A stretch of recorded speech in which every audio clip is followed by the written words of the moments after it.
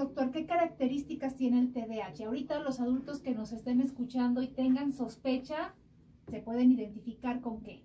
Mira, es más fácil entender al TDAH si lo conceptualizamos desde otro término. Russell Barkley, una autoridad mundial en TDAH, lo considera un trastorno del desarrollo del autocontrol y que tiene múltiples expresiones sintomáticas, es decir, es muy heterogéneo. De hecho, es posible que en algún momento también tengamos un cambio de nombre y que en algunos años ya no se llame TDAH, sino que se llame trastorno del desarrollo del autocontrol heterogéneo, que curiosamente también sería TDAH, porque también son las mismas siglas, trastorno sí. Del desarrollo del autocontrol A, heterogéneo H, también sería TDAH, sí, entonces no habría mucho problema. Seguirían con TDAH, no se preocupen. Ajá, sobre todo organizaciones, grupos, asociaciones que tienen el TDAH en el nombre, en el logo, no tendrían mucho problema, pero si se cambia el concepto. Entonces, la falla está en el autocontrol, que es lo que no controla la persona con TDAH. Habitualmente no controla 5 cosas. Una, no controla su inquietud, entonces es hiperactivo, al menos más hiperactivo que la población general. En el caso de los adultos, esa hiperactividad a veces no es muy visible, tienes que observarla bajo la lupa porque puede ser sutil, puede estar representada por un movimiento de la pierna constante, ¿no? O la dificultad para permanecer sentado por mucho tiempo, o simplemente una sensación de inquietud que tiene el adulto. Ansiedad, ¿no? ¿No la podrían manifestar como ansiedad? Sí, de hecho se puede leer como ansiedad. Okay. La persona adulta con TDAH puede parecer un individuo ansioso. Entonces, esa es una área sintomática. 2, ¿qué otra cosa no controlan las personas con TDAH? No controlan su impulsividad, entonces son impulsivos. Y eso puede afectar las reacciones que tienen cuando son provocados por alguien, puede afectar la gestión en torno a conflictos en relaciones interpersonales, puede afectar la conducción de vehículos, la impulsividad, y ahora se ve que también es una área afectada, la conducción de vehículos, y que muchos accidentes de tráfico tienen que ver con conductores que tienen TDAH, no solamente por la distracción, sino también por la impulsividad. Y bueno, la distracción es otra área sintomática, no controlas tu enfoque, entonces esa dispersión mental te puede generar problemas en tu trabajo y también problemas incluso a nivel de pareja. Las personas con TDAH a veces no miran a los ojos o se distraen o cambian el tema, interrumpen, y entonces eso le da la sensación al interlocutor de que pues esa persona no está interesada en lo que le estás diciendo. No se está comunicando. Ajá, y eso puede generar problemas. Entonces, esa es la tercera área sintomática, el déficit de atención. También hay algo que llaman la disregulación emocional, que es cuando no tienes un buen control de tus estados emocionales. Entonces, algunas personas con TDAH son muy enojonas o son muy lábiles, lloran con mucha facilidad y en general las emociones las experimentan de una manera más acrecentada. Y por último, algo que también se ha visto, no se presenta en todos los casos, pero no hay que quitarle el foco, que es la impulsividad también para comer. Muchas personas con TDAH comen compulsivamente, es decir, tienen atracones o son muy antojadizas y a lo largo del día están picando aquí, picando allá, y ahora sabemos que muchos adultos que tienen sobrepeso u obesidad también tienen TDAH porque no controlan el apetito, que finalmente la conducta alimentaria, como su nombre lo indica, pues forma parte del espectro de la conducta que está afectada por el TDAH. Claro, ahorita que decías de la impulsividad, me recordé a Goofy, que era antes Tribilín, ese personaje de las caricaturas que se sube a un vehículo y se comporta completamente diferente a como es en otro contexto sin un vehículo, ¿no? Sí. No sé, como buscando esas analogías en los personajes, ¿no? Bueno, incluso Barkley ha hablado de que hay personajes de Shakespeare con TDAH. De manera que si nos vamos atrás en el tiempo, sí podemos encontrar en el teatro, en la literatura, personajes con TDAH y que el autor o el dramaturgo que los caracterizaba intuitivamente reconocía ese síndrome en otras personas y utilizaba esas características para caracterizar a un personaje. Claro. Oye, Doc, ¿hay momentos en la vida de estas personas que puede como desencadenarse o ya lo tenían y se sale de control esas herramientas que van haciéndose en la vida como para irla librando y de repente se les trastorna el asunto y es más evidente, o así son desde pequeños. ¿Qué pasa ahí? Mira, una manera de entender esto es comparándolo con otros padecimientos como el asma. Una persona asmática puede tener periodos en los que no tiene crisis de asma y ni se le nota y respira con normalidad, prácticamente asintomático, y periodos que por el cambio de estación, los alergenos en el ambiente, el visitar una casa con gatos o con alfombras llenas de polvo, de repente pueden disparar el síndrome a la 10ª potencia. Lo mismo pasa con el TDAH. El TDAH va variando en intensidad a lo largo de la vida dependiendo del contexto que está viviendo la persona. A veces cambios como un trabajo, sobre todo un trabajo que a la persona le puede parecer aburrido, puede evidenciar los síntomas. Si una persona con TDAH decide tomarse un año sabático o irse a una isla desierta a descansar, el TDAH no se va a observar. No va a ser tan evidente. No va a ser tan evidente. Cambios también como el matrimonio. El matrimonio es un proceso de adaptación constante de todos los días a otro ser humano. Y eso es un desafío que a las personas con TDAH les cuesta más trabajo enfrentar. Entonces también pudiera ser que en el momento en que la persona con TDAH se casa o cuando llegan los hijos y que entonces tienen la demanda de ver por otra criaturita, pudiera ser que ahí esa impulsividad, esa distracción empiecen a aflorar más y sea más fácil identificar el síndrome. Sí. Cuando nos referimos a los niños, siempre cuestionamos qué pasa con el rendimiento escolar, ¿no? Si nos vamos al tema de adulto, ¿qué pasa con el rendimiento de su trabajo? Esto que señala de distracciones o inquietud, puede llevar a esas personas a tal vez cambiar frecuentemente de trabajo. Sí. ¿El rendimiento podría ser bajo? Sí, hay una inestabilidad laboral. Si la persona es empleada de una empresa, de una organización, de algún lugar, se ha visto que hay mucha inestabilidad, ya sea porque lo corran, porque no tuvo la productividad que se esperaba o entró en conflictos con sus superiores, o bien que la persona se aburra y que entonces diga, no, es que este trabajo no es para mí, paso mucho tiempo sentado, se me hace muy tedioso, voy a buscar otro empleo, y entonces ellos mismos renuncian y entonces hay esa inestabilidad laboral, no duran mucho tiempo en un empleo. Y si ellos se van por el emprendimiento, pudiera ser que en algún momento tengan la idea de iniciar un negocio, inviertan, arriesguen capital, les vaya bien por un tiempo, pero ya que baja esa adrenalina, ahora les interesa otra cosa, ¿no? Y entonces puede ser que lo dejen, o a lo mejor ante la primera dificultad lo abandonan y ya tienen en su mente otros proyectos. Las personas con TDAH tienen una dimensión del temperamento que se conoce como la búsqueda de la novedad.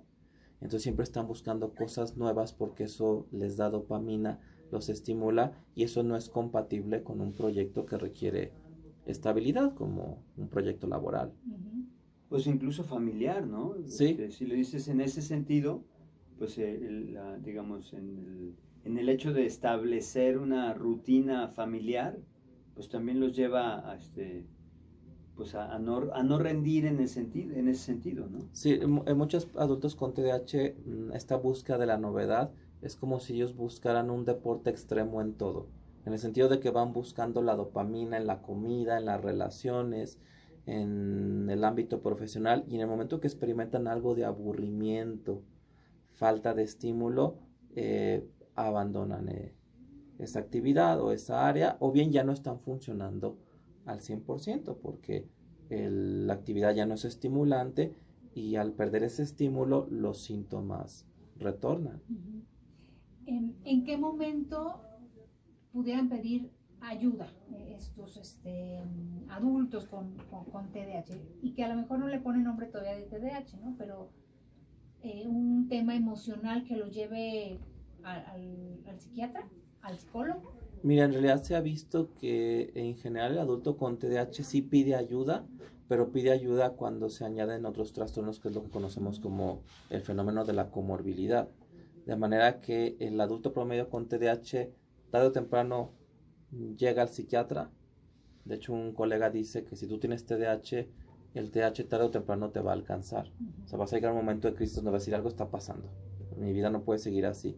Pero ya esas personas con TDAH ya traen muchas piedritas en el costal, y entonces llegan con el psiquiatra o con otros profesionales de la salud mental como psicólogos o neuropsicólogos o incluso con neurólogos, pero ya ahí lo más importante en ese momento es un cuadro depresivo, incluso a lo mejor hasta con ideación suicida o un trastorno de ansiedad, incluso a lo mejor con ataques de pánico, y entonces ahí el clínico pues sí le da prioridad a esa depresión, a ese evento. Sí, porque finalmente eso puede afectar aún más su funcionamiento, o ponerlo en riesgo. Y entonces si llegan al psiquiatra, aquí el problema sería que el psiquiatra, una vez que trató esta condición que ameritó la consulta, no vea el TDAH que está detrás. Sí, que quede como, bueno, que como viene enmascarado en la Ajá. depresión, Sí. dice, bueno, le doy antidepresivos y se supone que ya se resolvió la bronca, ¿no? Exacto. Entraría una funcionalidad normal, entre comillas, Ujú. pero no es así. Así es, porque aunque mejoren las personas con el antidepresivo, como la disfunción sigue y se siguen enfrentando a 1001 problemas, porque lo cierto es que la vida Pues para la vida persona con TDAH es más difícil. De hecho, en el caso de los niños, todos los días se van a acostar habiendo acumulado una gran cantidad de comentarios negativos sobre su funcionamiento que no reciben otros niños. Algo parecido sucede con el adulto. Se va a acostar habiendo olvidado las llaves, habiendo perdido la cartera, habiendo discutido con su pareja, habiendo olvidado un compromiso, y entonces van a acostar también con más problemas, y si eso lo multiplicas por 365 días, pues en un año ya tienes a una persona muy conflictuada y que eso llega a expresar síntomas. Con muchas piedras en el costal desde Sí, niño. claro, desde Ajá. niño. Y eso Costalazo, nos llega a generar el fenómeno de las depresiones resistentes al tratamiento. Se ha visto que muchos De adultos que no responden adecuadamente a un antidepresivo cuando padecen depresión, en realidad es porque son adultos con TDAH, y entonces requiere identificar esa otra condición y tratarla para que la depresión se resuelva al 100%. A ver, explíquenos esa parte, doctor. ¿Por qué no respondería a un antidepresivo si el diagnóstico es depresión? Porque entonces tendría que haber un tratamiento dirigido a TDAH. Sí, porque el TDAH viene a ser la causa de esa depresión mediada por toda la disfunción que implica el trastorno. De manera que si esa causa tú no la identificas y no la tratas, sí puede haber un efecto antidepresivo, pero la persona se va a seguir enfrentando a muchos problemas, y esos problemas van a generar una reacción en su estado emocional, y entonces tú vas a darte cuenta que ese paciente responde de una manera menor que otros pacientes que solamente tienen depresión, que no tienen TDAH, que les das el antidepresivo y que les va de maravilla. Por eso es que esos pacientes pues se siguen quejando de que se sienten tristes, se sienten cansados, no duermen bien, y el psiquiatra dice, bueno, pues ya le di antidepresivo, tiene depresión, no está respondiendo bien. Ahí es donde tienen que buscar e identificar la posibilidad de que haya un TDAH. Ahora, ustedes como psiquiatras, por supuesto que los ubicamos en el tema de los niños, donde enfocamos un mayor diagnóstico del TDAH, ¿no? Sí, ahora, los psiquiatras que ven a los adultos, ¿qué tan familiarizados están con el TDAH para que lo puedan identificar en sus pacientes, o están pasando con antidepresivos nada más? Como pensando en Sí. el TDAH como esto que nos comentas, o sea, tengo un paciente con depresión que no sale, y en lugar de estarle cambiando o terqueándole al antidepresivo, dicen, a ver, algo está pasando aquí, vamos buscándole por acá. O sea, si le buscan Sí. por allá. Mira, desafortunadamente en general la mayoría de los psiquiatras de adultos no están tan familiarizados con el TDAH. Entonces sí, también es un reto para el clínico. Y entonces si el paciente adulto ya tiene la sospecha que tiene TDAH porque ya escuchó un programa de radio como o le llegó a sus manos alguna literatura, alguna información, el paciente tiene que decirle al psiquiatra que sospecha que tiene TDAH. De hecho, conozco una mujer adulta que prácticamente entró en debate y dijo, tuve que convencer a mi psiquiatra que tenía TDAH. Diagnóstico, claro. Y él finalmente me dijo... Sí, consulta. Claro, sí.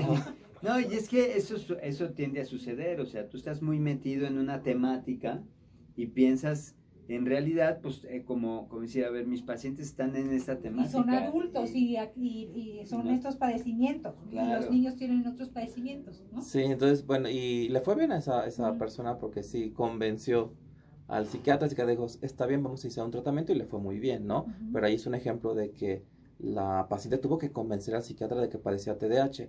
Un problema que yo veo con la formación de psiquiatras de adultos, y eso creo que tiene que ver con la formación de todos los especialistas médicos, es que la formación en especialidades médicas todavía sigue siendo muy hospitalaria. Es decir, el psiquiatra promedio que se forma en hospitales psiquiátricos durante 4 años, pues sale experto en esquizofrenia, en trastorno bipolar, en pacientes con conductas muy disruptivas, que a veces se expresan con agresividad, y situaciones médicas menos dramáticas, más sutiles, que son y más más de una... comunes. Ajá, y más comunes, que son más Sí. de una consulta externa, ambulatoria, del día a día. Eso no se aprende en los hospitales psiquiátricos. De manera que la psiquiatría que se aprende en México sí es muy manicomial, por así llamarle, y entonces el psiquiatra dice, no, pues yo que sé, TDAH, yo estuve 4 años en un hospital psiquiátrico y nunca vi casos de Como muy TDAH. de urgencias, de algo mayor, Exacto, ¿no? sí. Sí, Y lo mismo pasa tienes con la razón. pediatría y con otros problemas. Los médicos residentes se forman en hospitales, ven padecimientos graves, algunos raros, pero a veces algunas sutilezas que son más de un consultorio, esas las ignoran. Y creo que esa parte hay que compensarla en la formación de especialistas médicos. Sí, pero esas sutilezas las va a vivir el paciente todos los días. Claro. Y va a pensar que es normal parte de su personalidad y que así le va a tener que seguir todos los días. Sí, eso es muy complicado en realidad para el de a pie, como decimos, ¿no? Si nadie llega a un servicio de urgencias por tener TDAH Claro. y no te hospitalizan por tener TDAH, Ujú. entonces formarte en hospitales también tiene un costo para el residente de una especialidad médica. Sí, y sobre todo cuando ese conocimiento se da tan tajante que te dicen esto es lo que es la verdad. Ujú. Porque esa es la bronca, Doc. O sea, Ajá. esto es la verdad porque esto es lo que aprendiste. Si no hay nada más, es intocable, ¿no? Sí. Entonces el médico sale con la especialidad hasta con un ego acá súper inflado porque él sabe la verdad. Entonces no tiene como esa habilidad, Apertura. sí, que le permite estar abierto Ujú. a otras cosas, ¿no? Ujú. Yo creo que también Sí, eso pero es una medicina muy hospitalaria. Y en realidad el Claro. grueso de la psiquiatría no es psiquiatría hospitalaria, es psiquiatría de consultorio, que tiene que ver con problemas que tienen las personas en su funcionamiento en el día a día y en sus relaciones interpersonales. El adulto que sospecha que tiene TDAH, ¿sí es sí o sí con el psiquiatra? De preferencia sí, el TDAH no puede estar monopolizado por una especialidad médica. Aquí lo más importante es que el médico que lo va a atender sea experto en esa condición.